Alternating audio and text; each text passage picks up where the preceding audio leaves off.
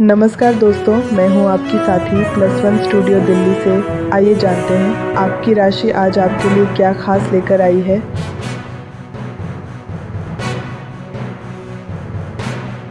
नमस्कार। नमस्कार। आज हम मिलकर गोता लगा रहे हैं 13 अक्टूबर 2025 यानी सोमवार के राशिफल में। नमस्कार। हमारे पास जो जानकारी है वो +1 स्टूडियो दिल्ली की तरफ से आई है। 12 राशियों की भविष्यवाणियों पर बेस्ड है। जी। तो आज हम क्या करेंगे कि इन ज्योतिषीय संकेतों को थोड़ा खंगालेंगे, देखेंगे कि भाई प्यार, करियर, सेहत वगैरह पर क्या सलाह दी गई है। और कोशिश करेंगे कि इनमें छिपे कोई खास पैटर्न या दिलचस्प नुक्ते पकड़ में आ जाएं। बिल्कुल। देखते हैं आज सितारों की कहानी क्या कहती है। बिल्कुल। और देखिए, ये जो दैनिक राशिफल होते हैं ना, वे अक्सर हमारे मन की बातें और ज्योतिष के जो प्रतीक हैं उनका एक मिला जुला रूप होते हैं। हाँ, ये तो है। तो आज हमारा इरादा सिर्फ भविष्यवाणियां दोहराना नहीं है, बल्कि उनमें से काम की बातें, कुछ सोचने लायक नुक्ते निकालना है। बढ़िया, तो शुरू करते हैं। पहली बात जो मुझे साफ नजर आ रही है वो है खुद पर ध्यान देने, अपने अंदर झांकने पर जोर। ऐसा लगता है आज कई राशियों को थोड़ा थमकर सोचने, अपनी सीमाओं या विश्वासों को फिर से देखने की सलाह दी जा रही है। हाँ, ये कई राशियों के लिए दिख रहा है। खासकर मेष, वृषभ, मिथुन, कर्क, सिंह, मकर और कुंभ राशि के लिए ये बात ज्यादा उभर कर आई है। जी। जैसे मेष को कहा गया है कि कोई भी बड़ा कदम उठाने से पहले ठीक से सोच विचार कर लें, मतलब रणनीति बना लें। हाँ, स्ट्रैटेजी। और वृषभ को अपनी व्यक्तिगत सीमाओं के बारे में, यानी कहाँ हाँ कहना है, कहाँ ना, इस बारे में कुछ नया एहसास हो सकता है। अच्छा, बाउंड्रीज पर ध्यान। बिल्कुल। और मिथुन को तो अपने बर्ताव के छुपे हुए पैटर्न समझने के लिए डायरी लिखने तक का सुझाव है। ओह, जर्नलिंग, ये दिलचस्प है। हाँ, और सिंह राशि वालों को कहा गया है कि उन पुरानी सोच पर सवाल उठाएं जो उन्हें खुलकर जीने से रोक रही हैं। पुराने बिलीफ सिस्टम्स। सही। कर्क को पुरानी भावनात्मक आदतों को छोड़ने की जरूरत महसूस हो सकती है। इमोशनल पैटर्न्स छोड़ना। हाँ। मकर को भी अपनी बदलती पहचान के साथ पुरानी चीजों को छोड़ना है। और कुंभ को करीबी दोस्तों के साथ अपनी पर्सनल बाउंड्रीज को फिर से देखना पड़ सकता है। तो बदलाव और सीमाएं, ये दो चीजें काफी दिख रही हैं। हाँ, बिल्कुल। और कई राशियों के लिए चंद्र ऊर्जा के असर का भी जिक्र है, जो शायद इस अंदरूनी सोच विचार को और गहरा बना रहा है। ये दिलचस्प पैटर्न है वाकई। ज्योतिष में सोमवार और चंद्रमा दोनों का संबंध अक्सर हमारी भावनाओं, हमारे अंतर्ज्ञान और हमारी भीतरी दुनिया से जोड़ा जाता है। हाँ, बिल्कुल। तो ये बात समझ आती है कि हफ्ते की शुरुआत अपनी अंदरूनी स्थिति को समझकर करने पर जोर दिया जा रहा है। लेकिन ये सिर्फ सोचो वाली सलाह नहीं है, जैसा आपने भी पॉइंट आउट किया। ध्यान दे तो मेष को रणनीतिक सोच की बात है। हाँ। मिथुन को पैटर्न समझने की, वृषभ और कुंभ को सीमाएं तय करने की, और सिंह को अपनी असल इच्छाओं को पहचानने की। सही। तो ये काफी स्पेसिफिक किस्म का आत्ममंथन है। ये शायद हफ्ते के लिए एक तरह की मानसिक और भावनात्मक तैयारी है, ऐसा कह सकते हैं। बिल्कुल सही कहा। ये सिर्फ सोचना नहीं, बल्कि एक खास दिशा में सोचना है। अच्छा, अब दूसरे बड़े विषय पर आते हैं, बातचीत और तालमेल। जी, कम्युनिकेशन। आज कम्युनिकेशन बहुत जरूरी लग रहा है, लेकिन अंदाज थोड़ा अलग है। मतलब सीधी सपाट बात के बजाय नरमी, समझदारी या कूटनीति पर ज्यादा जोर दिख रहा है। हाँ, ये बात भी कई जगह आई है। हाँ, उदाहरण के तौर पर मेष और मकर को लीड करने को तो कहा गया है, पर अकेले नहीं, बल्कि सबके साथ मिलकर। और पहले दूसरों की सुनने की सलाह है। सुनना पहले, फिर बोलना। मिथुन की नेटवर्किंग स्किल्स आज काम आ सकती हैं। कन्या राशि वालों की बोलने की कला और क्या कहते हैं, बीच बचाव करने की क्षमता आज खास हो सकती है। अच्छा, मीडिएशन स्किल्स। तुला के लिए तो डिप्लोमेसी ही कुंजी है। और धनु, जो आमतौर पर सीधे बोलने के लिए जाने जाते हैं, उन्हें भी आज कूटनीति से काम लेने को कहा गया है। ये धनु के लिए थोड़ा अलग है शायद। हाँ, है ना। हाँ, वहीं वृश्चिक को सच्ची और ईमानदार बात से फायदा होगा। तो यहाँ थोड़ा कंट्रास्ट है। हाँ। वृश्चिक को ईमानदारी, बाकी को डिप्लोमेसी। हाँ, ये इंटरेस्टिंग पॉइंट है। मीन को दिल और दिमाग यानी अंतर्ज्ञान और तर्क में संतुलन बनाना है। कर्क को दूसरों की जरूरतें समझने पर ध्यान देना है, एम्पैथी। कुंभ से भी डिप्लोमेटिक लीडरशिप की उम्मीद है। और सिंह, जो अक्सर सेंटर स्टेज पर रहते हैं, उन्हें आज पीछे रहकर दूसरों को सपोर्ट करने की सिखला है। सपोर्टिव रोल में सिंह। और वृषभ को सबके साथ सहमति बनाने पर फोकस करना तो चाहिए। यहाँ बातचीत के कितने अलग अलग रंग दिख रहे हैं ना। बिल्कुल। हाँ। कई सलाह है डिप्लोमेटिक होने की, जैसे तुला, धनु, मकर, कन्या। कहीं बात को खूबसूरती से रखने की, मतलब वाक्पटुता की, हाँ। कन्या। कहीं दिमागी स्तर पर जुड़ने की, मिथुन, कुंभ, तुला। कहीं ईमानदारी और संवेदनशीलता की वृश्चिक मीन, तो कहीं दूसरों को सहारा देने वाली बातचीत की कर्क। सही। ये दिखाता है कि आज सही बातचीत का कोई एक फॉर्मूला नहीं है। माहौल और व्यक्ति के हिसाब से अपना तरीका शायद बदलना पड़ सकता है। लेकिन एक बात कॉमन है जो आपने भी नोटिस की होगी, मिलकर काम करना, सहयोग। हाँ, ये बहुत महत्वपूर्ण पॉइंट है। लगभग सभी राशियों को, मेष, वृषभ, मिथुन, कर्क, सिंह, कन्या, वृश्चिक, मकर, कुंभ, किसी न किसी रूप में सहयोग या तालमेल बनाने की सलाह दी गई है। बिल्कुल।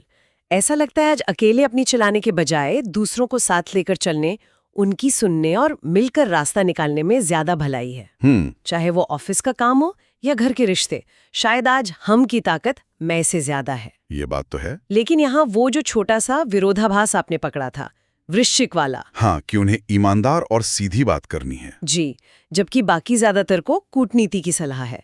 ये दिलचस्प है।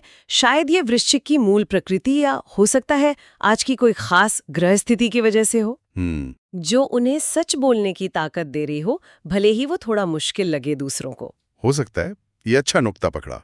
अच्छा, अब आते हैं सेहत और तंदुरुस्ती पर। जी, हेल्थ और वेलनेस। यहाँ भी एक पैटर्न दिख रहा है। ज्यादातर राशियों को आज भारी भरकम कसरत के बजाय हल्के व्यायाम की सलाह है। हाँ, जेंटल मूवमेंट, जैसे स्ट्रेचिंग, योग, टहलना या तैराकी। मेष, वृषभ, सिंह, धनु, मकर, इन सब के लिए यही सुझाव है। मतलब शरीर पर ज्यादा जोर नहीं डालना है। लगता तो यही है। और कुछ खास बातों का भी जिक्र है। जैसे मेष के लिए सिर या गर्दन, वृषभ के लिए गर्दन या गला, तुला के लिए कमर का निचला हिस्सा और धनु के लिए गर्दन और कंधे।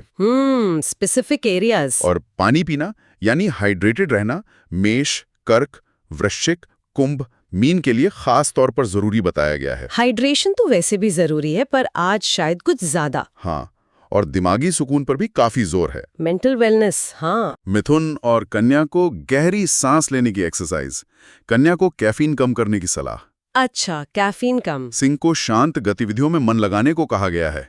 मकर को एक रूटीन बनाने और कुंभ को दिमागी तौर पर एक्टिव रहने की सलाह है। तो मतलब दिमाग को शांत भी रखना है और एक्टिव भी, राशि के हिसाब से। बिल्कुल।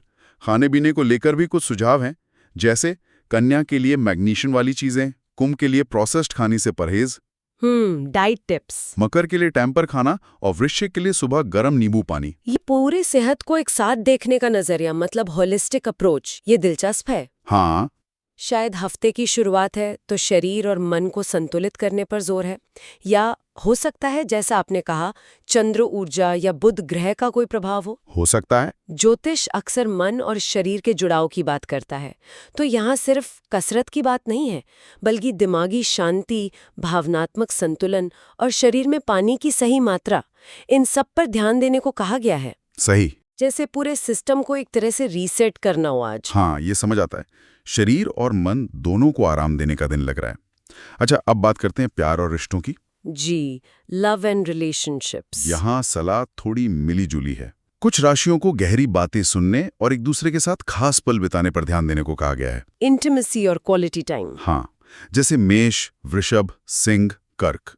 वहीं मिथुन, तुला, कुंभ के लिए दिमागी कनेक्शन, मतलब विचारों का मिलना ज्यादा जरूरी हो सकता है। Intellectual connection. भविष्य के सपने साथ देखना और प्लानिंग करना वृषभ, सिंह, मीन, मकर के लिए अच्छा बताया गया है। Shared dreams. धनु और मकर को रिश्तों में बनावटीपन छोड़कर असलियत पर टिके रहने की सलाह है। ऑथेंटिसिटी। वृश्चिक के लिए रिश्तों में गहराई और ईमानदारी जरूरी होगी और मकर के लिए स्थिरता मायने रखेगी। तो काफी अलग अलग फ्लेवर है रिश्तों में भी आज। हाँ, और जो लोग सिंगल हैं उनके लिए भी कुछ इशारे हैं। ज्यादातर को जैसे मेष, मिथुन, सिंह, धनु, मकर, कुंभ, मीन बाहरी दिखावे के बजाय इंसान के गुणों पर ध्यान देने को कहा गया है। मतलब सब्सटेंस ओवर शो। बिल्कुल। वृषभ की जिंदगी में शायद कोई पुराना साथी लौट सकता है। ओह, इंटरेस्टिंग। कर्क को सामाजिक या पारिवारिक कार्यक्रमों में और मीन को किसी सेवा कार्य या आध्यात्मिक जगह पर कोई खास मिल सकता है। तो मिलने की जगहें भी बताई हैं। हाँ, तो यहाँ अगर देखें तो रिश्तों में गहराई लाने के कई अलग अलग रास्ते सुझाए गए हैं। कहीं भावनात्मक सुरक्षा है, कहीं विचारों का तालमेल, कहीं एक जैसे मूल्य, कहीं भविष्य की साझा योजनाएं, तो कहीं खुलकर अपनी भावनाएं व्यक्त करना। वो वल्नरेबिलिटी वाली बात। हाँ। लेकिन एक बात जो बार बार सामने आ रही है वो है सतहीपन से आगे बढ़कर असली गहरे कनेक्शन बनाने की जरूरत। हाँ, चाहे रिश्ता नया हो या पुराना, बिल्कुल। मतलब रिश्तों में भी आज गहराई और सच्चाई पर फोकस है। जी। अच्छा, आखिर में आते हैं कुछ लकी चार्म्स और उपायों पर। यहाँ काफी सारी विशिष्ट बातें बताई गई हैं। हाँ, ये लिस्ट काफी लंबी होती है अक्सर। हाँ, जैसे कुछ लकी नंबर बार बार दिखें, 7, 14, 23, 41। रंगों में हरा रंग कई राशियों के लिए कॉमन है। मेष, वृष, मिथुन, कन्या, तुला, धनु, मकर। हरा रंग काफी प्रोमिनेंट है। चांदी, सफेद, नीला रंग भी कुछ के लिए शुभ बताया गया है। कुछ खास शुभ घंटों का भी जिक्र है, जो अलग अलग राशियों के लिए अलग अलग हैं। स्पेसिफिक टाइमिंग्स भी। और उपायों की तो एक लंबी लिस्ट है। इसमें रत्न और पत्थर हैं, जैसे मूनस्टोन, मेष, कर्क, सिंह, मीन के लिए खास बताया गया है। पन्ना, सिट्रीन, नीलम वगैरह।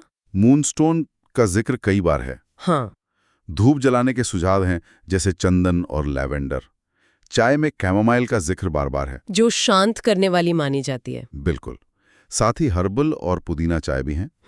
कुछ मंत्र जाप भी सुझाए गए हैं, जैसे ओम शुक्राय नमः तुला के लिए, ओम गम गणपताय नमः धनु के लिए, ओम शनि नमः मकर के लिए, ओम नमः शिवाय मीन के लिए। मंत्र भी हैं। और भी छोटी छोटी चीजें हैं, जैसे ताजे पुदीने के पत्ते रखना मेष, सफेद गुलाब तुला, अनार तुला वृश्चिक, बादाम खजूर मकर, खास दिशा में मुंह करके बैठना, मोमबत्ती जलाना वगैरह। इन सब उपायों की लिस्ट देखकर शायद कोई सोचे कि ये क्या है, मतलब क्या ये वाकई काम करते हैं? हाँ, ये सवाल तो आता है मन में। लेकिन इन्हें सिर्फ टोटके मानने के बजाय इनके पीछे के प्रतीकवाद को समझना ज्यादा दिलचस्प हो सकता है शायद। अच्छा, सिंबोलिज्म। हाँ, जैसे क्रिस्टल अक्सर संतुलन या ऊर्जा से जुड़े होते हैं। धूप का इस्तेमाल माहौल साफ करने या ध्यान लगाने के लिए होता है। जड़ी बूटियां या चाय मन शांत करने में मदद कर सकती हैं। आपने देखा मूनस्टोन का जिक्र बार बार आया। हाँ, कई राशियों के लिए था। मूनस्टोन अक्सर भावनात्मक संतुलन से जुड़ा होता है, और आज का जो पूरा मूड है आत्मनिरीक्षण वाला, उससे ये मेल खाता है। सही बात है। कैमोमाइल चाय की सलाह भी इसी तरफ इशारा करती है, शांति और सुकून। तो इन्हें शाब्दिक गारंटी की तरह ना देखकर शायद सचेत होकर किए गए छोटे छोटे काम या अपनी भलाई पर ध्यान देने के रिमाइंडर के तौर पर देखना ज्यादा सही है। एक तरह से माइंडफुलनेस प्रैक्टिस। बिल्कुल, यह हमें एक पल रुककर अपना इरादा तय करने और खुद पर फोकस करने का मौका देते हैं। साथ ही ये अलग अलग संस्कृतियों में दिखने वाली उस गहरी मानवीय इच्छा को भी दर्शाते हैं, अर्थ खोजने की इच्छा और ये महसूस करने की इच्छा कि हम बाहरी शक्तियों पर थोड़ा ही सही पर कुछ असर डाल सकते हैं। हाँ, एक सेंस ऑफ कंट्रोल। जी, ये हमें अपने जीवन में नियंत्रण और उद्देश्य की भावना दे सकते हैं, चाहे हम ज्योतिष में विश्वास रखते हो या नहीं। वाह, ये एक बहुत ही बैलेंस नजरिया है इन उपायों को देखने का। तो अगर आज की पूरी चर्चा को समेटें, हाँ, रैप अप करें तो मुख्य बातें क्या रहीं?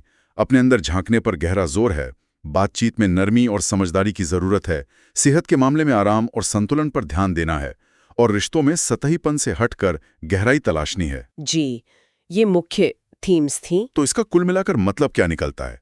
मतलब आज का दिन कैसा है ओवरऑल? अगर इन सब धागों को जोड़कर देखें तो ऐसा लगता है कि आज का दिन भागदौड़ या जोर जबरदस्ती वाले कामों का नहीं है। अच्छा, बल्कि सोच समझकर शांति से आगे बढ़ने का है। सितारे शायद हमें पहले अपने अंदर संतुलन बनाने, अपनी ऊर्जा को समझने और फिर बाहरी दुनिया के साथ समझदारी और नरमी से पेश आने की सलाह दे रहे हैं। मतलब पहले अंदरूनी काम, फिर बाहरी एक्शन। बिल्कुल, ये अपनी भीतरी दुनिया को प्राथमिकता देने और बाहरी दुनिया में सार्थक बातचीत करने का दिन हो सकता है। ये उन लोगों के लिए खास तौर पे काम का हो सकता है जो अपने दिन या हफ्ते की शुरुआत एक इरादे और जागरूकता के साथ करना चाहते हैं। हाँ, एक इंटेंशन सेटिंग। जी, ये भविष्यवाणियां चाहे ज्योतिषीय हो या मनोवैज्ञानिक हमें एक इशारा देती हैं, रुको, सोचो और फिर आगे बढ़ो। बढ़िया। और अंत में एक सवाल सोचने के लिए छोड़ जाते हैं। जरूर। ये जो बार बार सलाह आ रही है कि बाहर कुछ करने से पहले अंदर देखो, सोचो, समझो, अगर ये मान लीजिए ब्रह्मांडीय संकेत है जैसा कि ये स्रोत मानते हैं, तो ये हमारी किस बुनियादी मानवीय जरूरत या समझ की तरफ इशारा करते हैं ज्योतिष में विश्वास हो या ना हो, क्या ये इस बात का संकेत है कि असली तरक्की और सही काम हमेशा खुद को समझने और एक साफ इरादे से ही शुरू होते हैं? बहुत गहरा सवाल है। विचार कीजिएगा।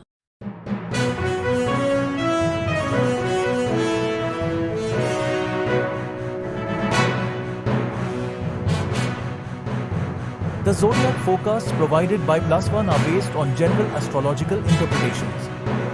These insights are meant for informational and entertainment purposes only. Personal experiences may vary.